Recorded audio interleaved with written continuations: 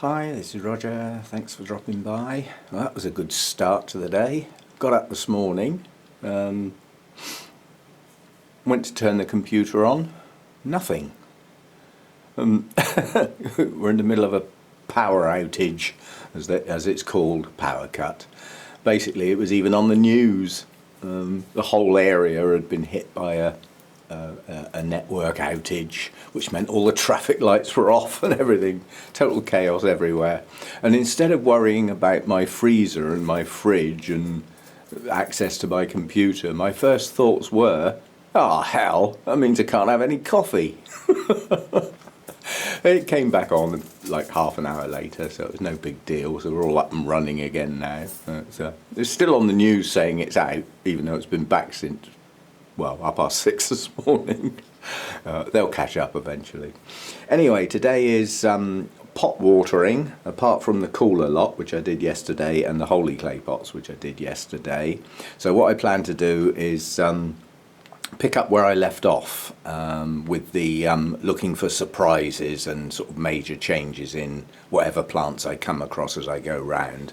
You have to bear in mind that, you know, when pots aren't picked up for sort of 5 or 6 days, things can happen when you're not looking.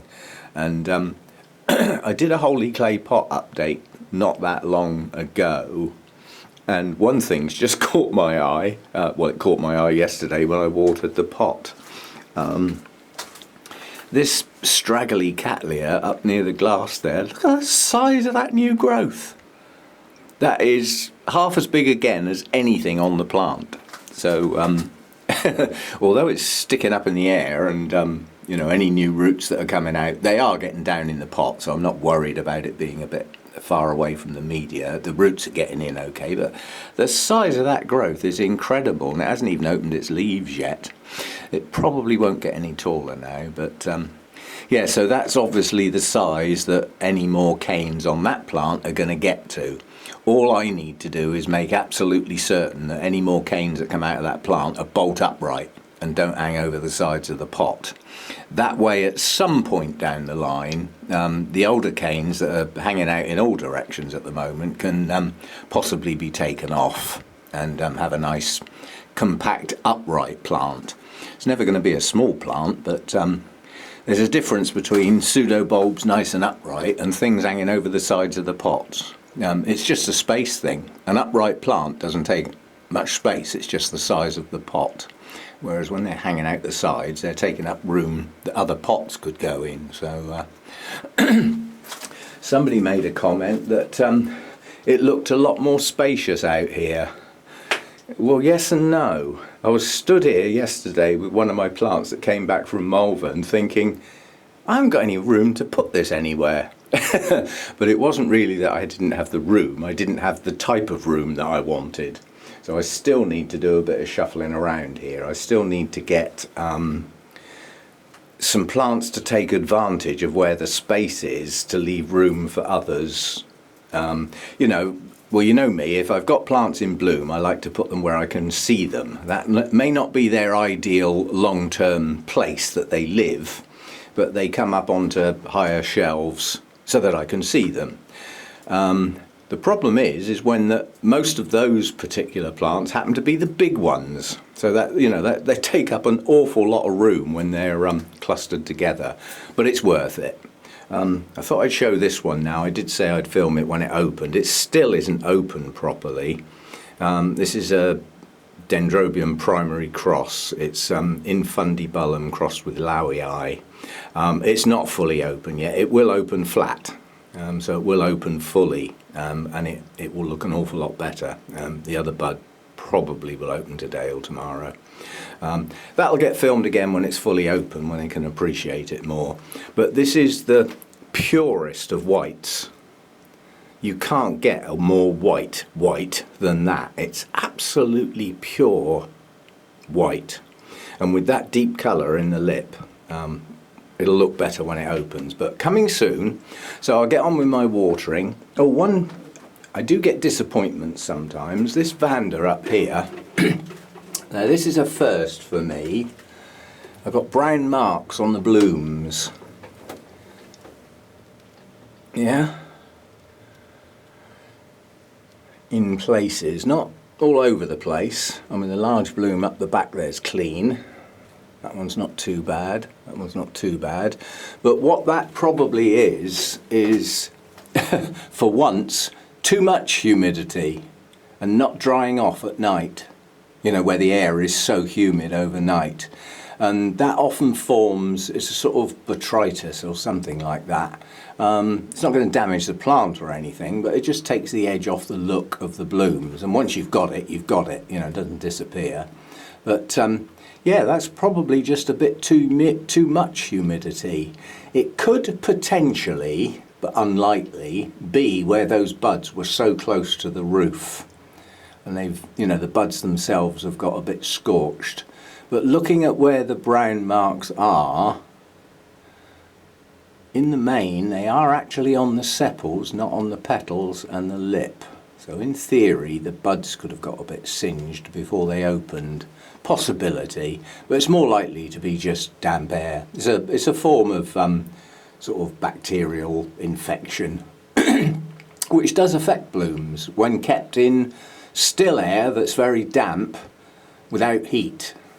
Well, I shouldn't have had much of that, really, you know. And as the heat builds up, you know, the fans are on and everything, the air's constantly moving. But overnight, the air movement where that Vanda spike is limited to next to nothing. My high level fans are the other side of the grow room, and they're 6-inch computer fans. They're probably not moving the air much there at all. So it could be that the buds, just as they were opening, might have got a bit of damp inside them, and then that's the consequences. But yeah, still looking good nonetheless. And I'll get on with my watering and see what we can find. A few little treasures, hopefully, tucked away. I mean, I can see several from here that I don't think I've filmed are sticking up above plants. So we'll see what we can find as we go round.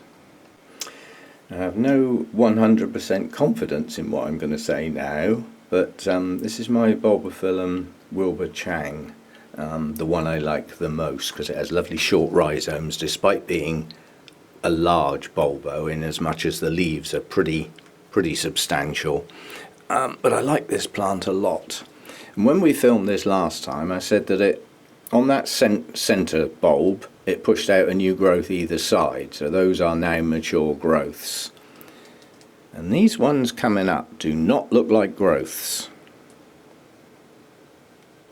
They may be spikes. They're flat. They're very flat. You know, if you look at the cross section of that growth to the right of the bulb, it's very flat. Now, it's a distant memory, but this is the youngest growth I've got that definitely is a growth here. And there is an air of flatness about it, but there's also an air of smoothness about it. Yeah? Same with this one. Yeah? It's smooth at the base. Whereas if we go back and look at these, they're not smooth. There's quite a few elements to that growth. I've got a feeling those two are spikes. So that'll be a first, but it's a wait and see. I've got no guarantee. I'm just looking at what has gone before compared with what's going on now. Those may be spikes. That'll be good because I haven't seen the blooms on this yet. They better not stink. I'll come and find you, Archie. Anyway, possibility of some bulbo blooms coming soon, maybe. Now this is a real maybe. But my Zygo petalem Louisendorf has got this young growth here, and there's a distinct nothingness about it. It doesn't look like it's going to bloom. The other growth doesn't look like it's going to bloom anywhere, given where the spikes normally come out, but something is forcing a gap here. You see? This bract here at the base is splitting. Well, the only reason it's doing that is because something is trying to get out. That could be a spike. On the grounds it's possibly a bit high up for a new growth. Looking at where the new growths come out, they do come out right at the very base of the pseudobulbs. Yeah, not from inside any of the bracts, they come out from the very, very base. So something's trying to get out here. That could be a spike. We'll have to wait and see, and it's a hell of a long way off. But the one thing with Zygo spikes is once they actually, once they're exposed, they go pretty fast. So hopefully within a week or so, should be able to tell if there really is something growing there, or the bulb's just getting so fat it's actually split the bract. It could be just that. But it looks like there is something in there to me. We'll have to wait and see. I think someone must have plugged this plant in. This was lots of little pieces. It's a Maxillaria Sophronites. Lovely little red flowers on it with a yellow centre. Tiny, but they're very attractive. Deep red, nice red. I keep saying I haven't got any reds. I keep forgetting about this one. But this was mounted and it was escaping. As you can see, it has a tendency to climb. It just does. So I took some pieces off the mount and just stuck them all in a single sort of community pot. And just over the last few weeks, it's just suddenly taken off like a rocket. Now I can tell this plant, because it's quite a deep pot for something, it's not that it's shallow rooted, it's just that it's a surface grower, if you see what I mean. But that was the flattest pot that was wide enough that I could find. It's heavily crocked in the bottom. But this has just suddenly taken off. Literally, it's growing everywhere and growing on the growing bits, if you see what I mean. You know, there's a new growth pushed up here that's now got 2 more new growths, which means this one should flower. Yeah? It seems to flower as the new growths push on from a matured growth. So hopefully we'll get some blooms on that soon. But that it's still trying to get out the pot at the end of the day. But I used to this pot used to get missed out on a watering run, sometimes twice. So it could go, you know, up near 3 weeks in between watering because it was still wet. Whereas now it gets watered every time because it's drying out. So I can tell, you know, the plant is getting down in there and using that hydration now. And, well, the results are in the plant. I mean, that is a lot of new growth. Don't think I've ever seen it growing as well as that. So I would say it's growing better in the pot than it was on its mount. But, you know, we'll have to wait and see how that one progresses. But it's going to be out over the edge of the pot soon and heading for the sky in the middle. And it's just a clambra. It's just the way it grows. It is well suited to a mount. But because of the way it grows, it will escape very quickly and be hanging in the air, off the edges, off the top, pointing out towards you. It does tend to have that growth habit. But coming on well, that one. Blooms soon, I would suggest. I'll keep my eye out because the blooms tend to lurk in the middle of the plant and they're easily missed and they're not long-lived. So I've often found blooms that are going over that I didn't know I had. Because, you know, because I wasn't picking the plant up very often at all because it was still wet. And I could see that without picking it up. Whereas now it gets watered virtually every time in a watering session. So it is establishing a root system that is now using up that moisture. So good stuff. This giant coelogeny is got a long name as well. It's Moriana magnifica, clonal name Brockhurst, that was awarded. But the 3 new growths on here, the good thing is they haven't done this. Yeah? This is a trait of this plant. This is this plant's equivalent of concertina leaves. That's what happens if the bulbs and leaves don't get fully hydrated, because it's a bit of a drinker, this one. But the 3 latest growths have all got nice leaves, no crinkles, no distortions, and 2 of those bloomed. Now with these spikes they go right down inside, so I'm not attempting to cut those. I'm waiting for them to die back to such a point that they just pull off naturally. So they will form a break point down in there somewhere. What I don't want to do is set off some rot down in that centre by having a spike that's still got moisture in it that didn't die off naturally. But the 3 new growths are starting to swell now, and I don't know at what point the new growths are going to come, if you see what I mean, the next lot. But in theory, they're going to come out from this part of the plant somewhere, and they've got plenty of room. I don't need to repot it and disturb it again, because this is what happened with those leaves. It objected to being repotted, didn't have a very good root system, and as a consequence sulked and wasn't getting hydrated properly. Whereas now, you know, it's established a pretty good root system down in here. It's quite substantial, and I make sure that this one never dries out. I'm still not quite sure what I'll do in the winter, but it depends on its stage of growth as we go into the really short days, because obviously I don't want it becoming a soggy root ball. At the moment it's using the water, it's still expanding its leaves and expanding these bulbs, and in theory trying to keep the older bulbs plump as well, you know, which did actually desiccate quite badly when they didn't have their roots. These two have actually plumped up over the sort of 6 months or so. The oldest one round here hasn't. I think that's never going to change round the back here. But anyway, what I need to do is look after these 3 new growths here, and watch out for some new ones coming, and make sure this just really does not dry out. And then I can update my notes as to what point in its growth cycle the new growths actually start, because I didn't do that last time. And they may have been at an odd time on the grounds that the plant was sulking. You know, so they might have been later than they would normally do on a happy plant. So we'll have to wait and see. But yeah, I am looking for some new growths on this one soon. But I'm just pleased that I didn't get all this with my latest leaves, because it's very unsightly. The leaves last about 3 to 4 years on this plant, so at some point they will drop off, but it's a while away yet, so I've got to put up with them for a while yet. It's a big plant, that one, very big plant. When I split up the 2 big Nobiles, the Prima Donna and the Spring Dreamer Pollen, I didn't label them because I thought, oh, I won't forget what they are. Yeah, well, I did. So it's a good job this one's decided to push out some more buds so that I can work out which one it is.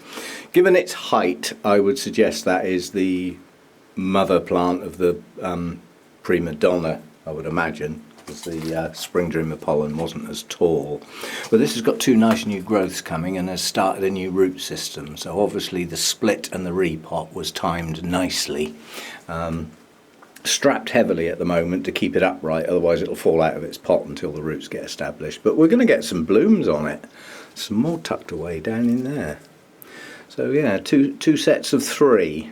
Well, at least that'll identify which one it is, and if it is Prima Donna, then we get to see those again for a while, out of season. But strong Nobiles do that. They do have that initial flush, and then they do have a little flurry here and there now and again. Some don't, some do. But what I'm looking for on this is canes, obviously. I need to replace what was taken off of this plant. Obviously part of it was in the split that went off to somebody else in the giveaway draw. But yeah, this one, some of these canes have not bloomed on all their nodes, so there is potential for blooming on these original canes, the leaved canes that I kept, and obviously the 2 new canes pushing on. They're late starting, so they may not reach their full height this season, but I can cheat a bit and push them on into the start of the winter, because I've found that although Nobiles are renowned for needing a dry, cool winter rest, mine seem to bloom without being quite so pedantic about it. So if those canes are still growing come the autumn, I'll still push them and push them on into the winter and just delay. That's all I'll do, is I'll delay. I'll dry it off in January instead of December. It won't do it any harm, and it'll probably still bloom just as well. It always has. This used to bloom fine when I didn't rest it at all. It got the lower temperatures, yes, because that's what happens in the grow room, but it wasn't deliberate. It was just, you know, as it was. But this has always bloomed well every year. I don't see why it should change its pattern. But yeah, some blooms to come. Good stuff. Now this one is Miltonia Peter Comp. Has lovely blooms, very fragrant. And at the point this got split and repotted, it was heading off in two separate directions, so taking off some of the older bulbs, it ended up as two plants. So in this pot there are actually two plants, and next time round they'll be separated, but for now they can both stay in their pot. They're not going to produce. It's not going to produce a new growth for a while now, because this is the latest new growth. Yeah, it's right up against the edge of the pot, but the roots are in the pot, in the main. I mean, these were going to be aerial, irrespective of whether it was on the edge of the pot or not. But we've got a good spike coming on that growth, and the other new growth is pushing one now as well. Where are we? Down in here. So there's a second, again, that's the latest new growth. Most of the roots are in the pot. That's fine. Next time round, I'll have a good root system as a backup. And when I repot it, which will be at the sign of those new roots on the next new growth, which could be 6-9 months away, but that's when it will get looked at next. The only thing I'm a bit worried about is that pseudobulb's a bit brown at the bottom. How bad is it? Let's bend it over and see what we can see. Is it soggy? No, I think that's just staining, just discoloured. No, it's nice and firm, so it's not going soggy or anything, but I would have to keep my eye on that particular pseudobulb as it's discolouring. If that goes mouldy, as in rotten and soggy, it'll get the rest of the plant very fast. Yeah? So it might pay to just take it off and have done with it. How easy will it come off? Yeah, I think I will, because the other older bulbs are on the other plant, I believe. It's just the plant separates there, so these bulbs are on this plant, that bulb's on this plant. I think that's coming off. Yeah, sharp knife job. Better safe than sorry. This other bulb on it has got leaves. Its latest growth's got good leaves, and it's got a really good root system. It can manage without that. I won't say it can do without it, but it'll manage. Yeah, I think it's not worth the risk. Definitely a discoloration at the base there, so we'll have that off. I must admit, when you see bulbs like this, with leaves like this, pushing out flower spikes and big healthy root systems, you tend to forget there's still a back end to a plant. And I thought I'd seen the back of that. Well, you can see what I can see. That is the purple ring. That's not discoloration, that is it. So there's me going round watering and worrying about blinking scale and mealybugs and stuff like that. Now we've got to get the other spray out, because although that's the back part of the plant, and all my plants were treated as a precaution, whether they needed it or not, it's still remotely possible that that's active. So precaution, the whole plant now gets a flipping good soak, roots the lot with the systemic pesticide, fungicide. And if that's active, hopefully that'll stop it dead in its tracks. I can see, if this once had it, which it obviously did, because I doubt if it's caught it, it's something it's had for a while, probably. I think it's grown out of it safely, yeah? But nonetheless, if I can see it, I treat it. Always err on the side of caution. I don't want to lose that plant, and that's one of my nicer plants, and it's growing well. And the fact that it's growing well, I'm not worried about it going down, but it's still going to get treatment whether it wants it or not. Yeah, I haven't seen that for a while, but it's still around, and you can bring it in on plants that look perfectly healthy, bought from stores and stuff, and then it can take years before it'll actually take your plant down, but eventually it will if it's not treated. If it's in there, it won't magically disappear. It can only spread, albeit relatively slowly. It's not one of these fast-acting things. But the Fusarium just bungs up the pathways and stops the hydration and the nutrients getting through the rhizome to where it's needed, like in the leaves, and keeping the roots growing and stuff. It just bungs the plant up, stops it working.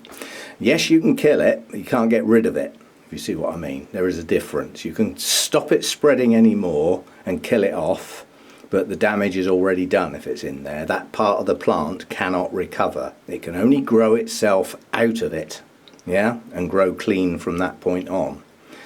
So better safe than sorry. I'm glad I took that bulb off now. I took it off for a totally different reason, but I'm glad I did. My goodness, that's pushed on.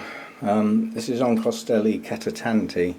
Quite a few people have got this one, and apart from its size, which is big, it is well worth having because of the spike it actually produces. Whatever went into this cross really produced a good one. The spike's already probably 18 inches long, and quite honestly it's only just started.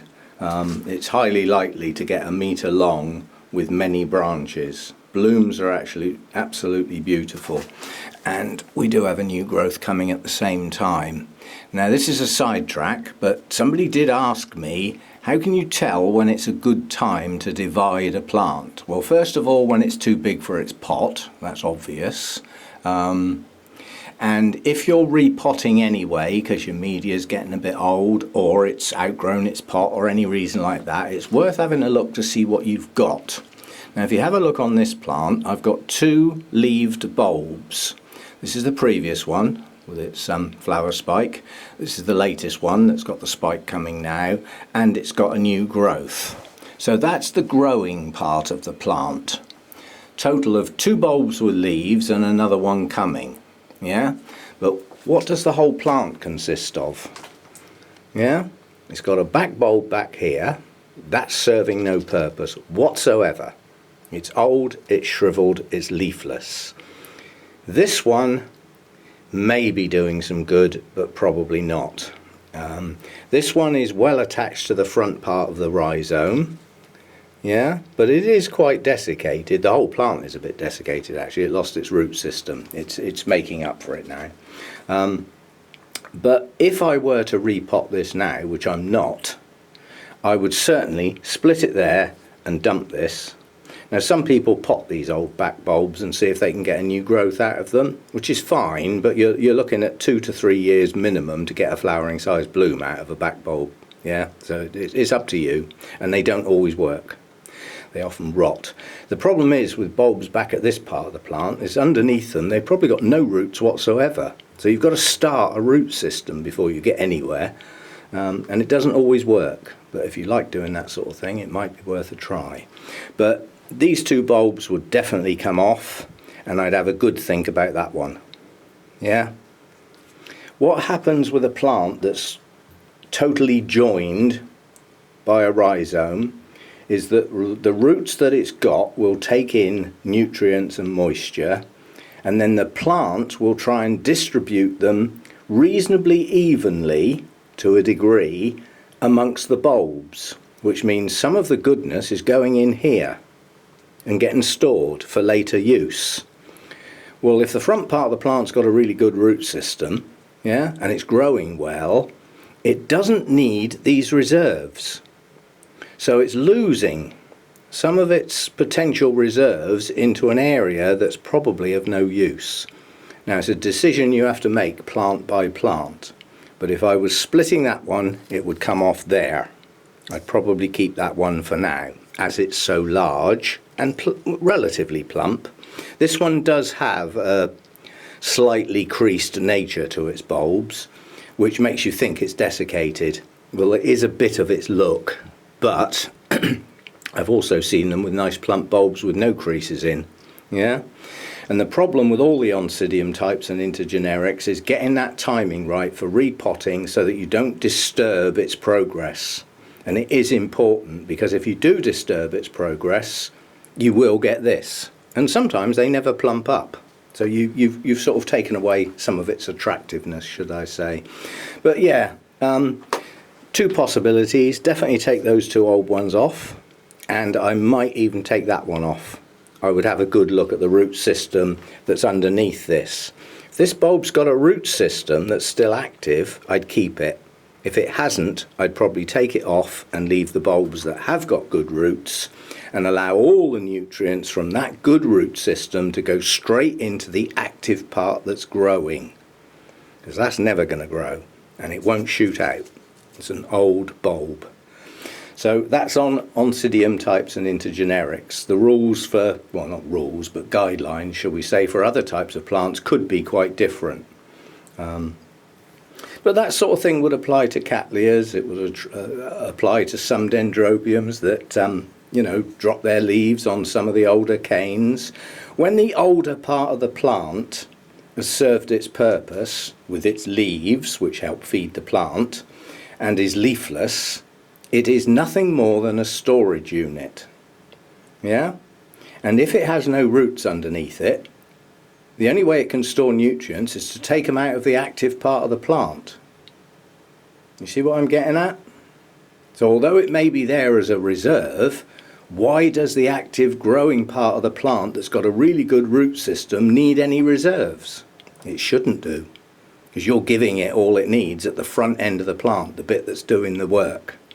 So it's a decision that you have to make yourself, plant by plant. But that's certainly what I would do with this one. It's a pity this is spiking at the moment, because now would actually be quite a good time to repot that. New growth coming, active root system, and about to climb out the pot. That new growth is going to push most of its roots down outside the pot. Yeah, if I don't get at it. I may well do that one. It's got a shed load of algae in there.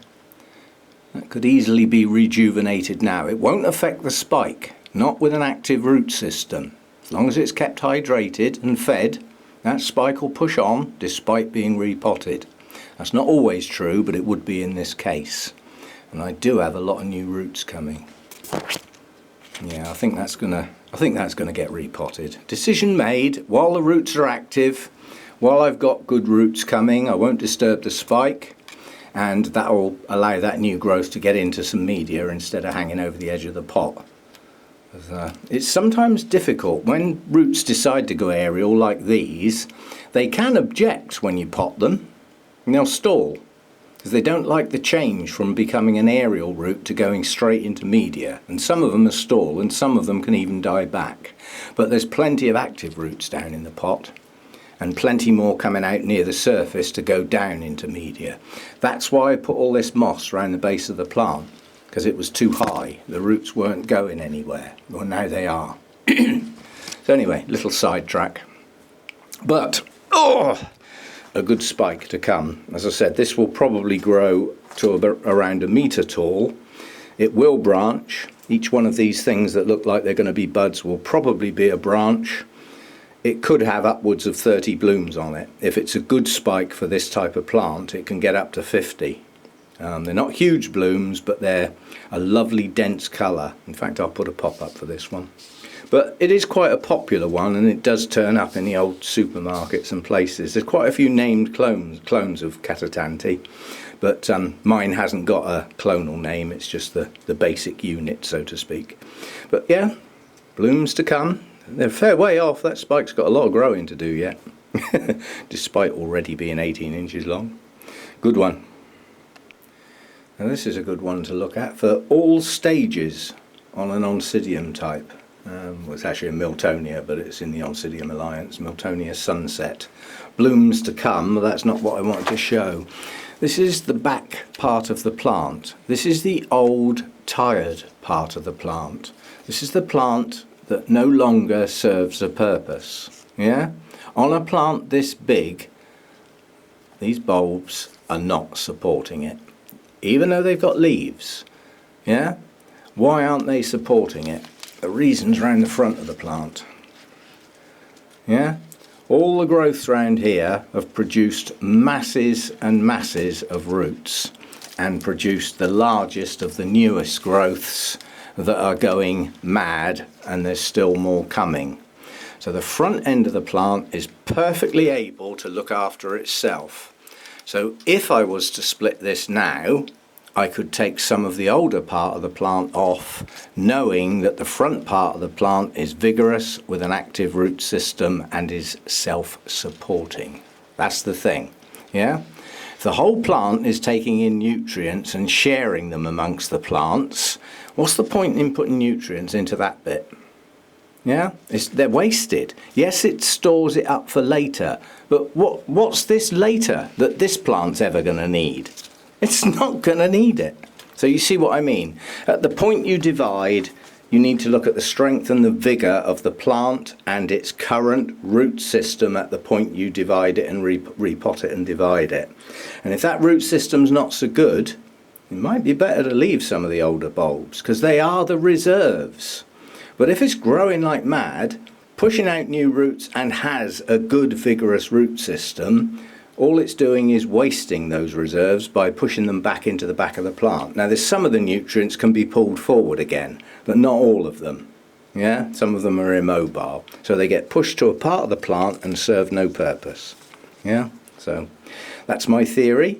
But we do have 2 spikes coming on here. 1, 2, 3, 4, 5, maybe 6. 2, 4, 5-ish. So 2 good spikes on the strongest of the new growths, but I do have new growths following on, so there should be a nice succession on that. Looking forward to that. It's a funny combination of colours on this that on paper wouldn't work, but the blooms do work. You wouldn't normally put purple with yellow and orange.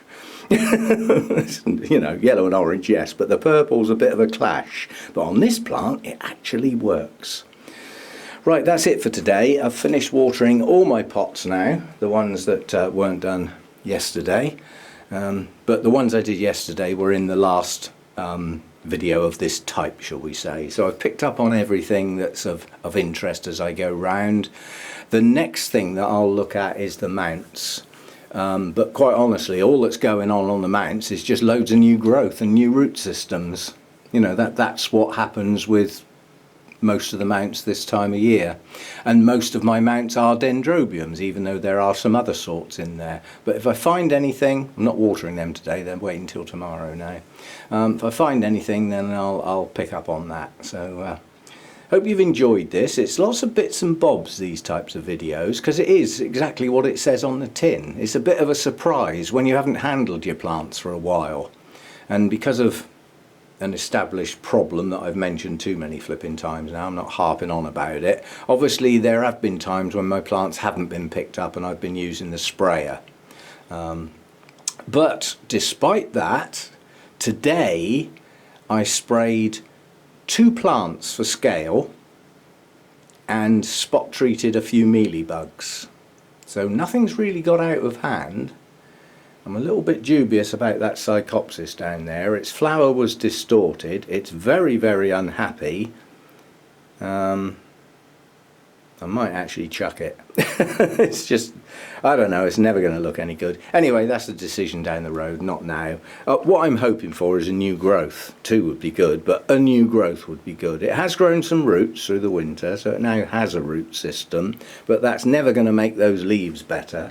I mean, they're in a hell of a mess. They really are not good. And this one down here is its latest one, and that's in a worse state than any of them. And it was a weak new growth when it grew. So, a bit dubious about that one. If I lose that, I will replace it with something similar. Not necessarily exactly the same one, because that is Psychopsis Mendenhall Hildos from memory. But there are others with very, very similar blooms. It doesn't have to be exactly the same name. It can be similar and still have those colours and that phenomenal shape from the blooms. But the last bloom distorted and did not last long. So it's not a happy plant. Nor's the other one, come to think of it. The only Psychopsis that's doing any good. Now this one doesn't look particularly good, but this was one of the ones that came out of the big box, and its latest growth has straightened. It was kinked and bent and hanging down because it wasn't hydrated. Well, it's growing some roots. The damage on the leaf was already there when I got it, and it does have a new growth coming underneath. So lovely patterning on the leaves. So that may be the only Psychopsis I end up left with. We shall see, but they are to be replaced if lost. And I'll see you next time. Thanks for dropping by.